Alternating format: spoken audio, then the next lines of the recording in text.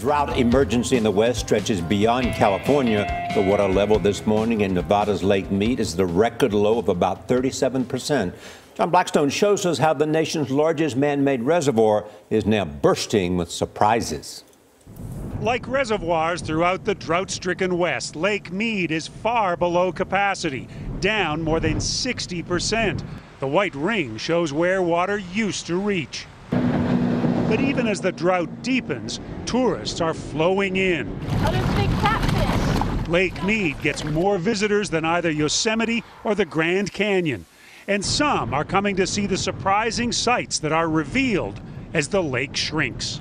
We'd be inside the ice cream parlor now? Yes, this is the doorway. You can see the ruins of the old west town of St. Thomas were hidden for decades under the water.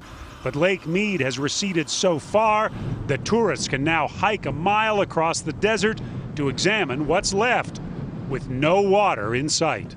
If we were standing here in the 1990s, we'd be under how much water? We would probably have a good 100 feet of water above our heads right now. 100 feet of water? 100 feet of water, yes. That's a lot of water. That is quite a bit of water, yes. St. Thomas was founded in 1865 by Mormon pioneers. The largest foundation is the St. Thomas Schoolhouse. It was a thriving and at times lawless town. And things got a little wild out here. There were some horse thieves, there were some cattle rustlers. When the U.S. government bought the land in the 1930s to make room for Lake Mead, it's been said a few of the residents refused to leave, believing the valley would never flood. There are smaller but striking indications that this was once at the bottom of a lake. Look down, and the desert floor is covered in shells. Another long-lost piece of history remains underwater, a B-29 super fortress. But it's now at a depth of only about 105 feet, shallow enough for sunlight to filter down. The other advantage of it being shallower is now more divers can actually access it. Joel Silverstein of Tech Diving Unlimited leads about 100 dives a year to the military relic. The B-29s were very important during World War II. They carried all the different bombs, and a lot of people flew in them. And they were the most popular and most used plane during World War II. Back in 1948, this B-29 was on a secret mission when it crashed into the lake. The crew of 5 survived. The plane remained undisturbed for nearly 70 years.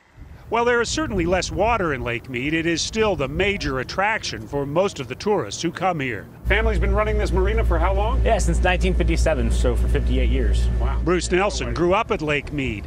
He says the lower water level has created some new hazards, but also some new scenery. You have new beaches, new coves, new things you can explore. This is spectacularly beautiful here. What's this? Absolutely. This is the paint pots right behind us.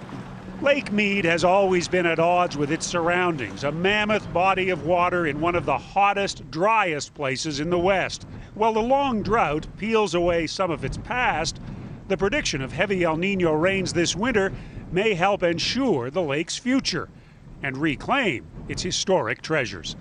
For CBS This Morning, John Blackstone, Lake Mead, Nevada. Incredible place. Incredible story.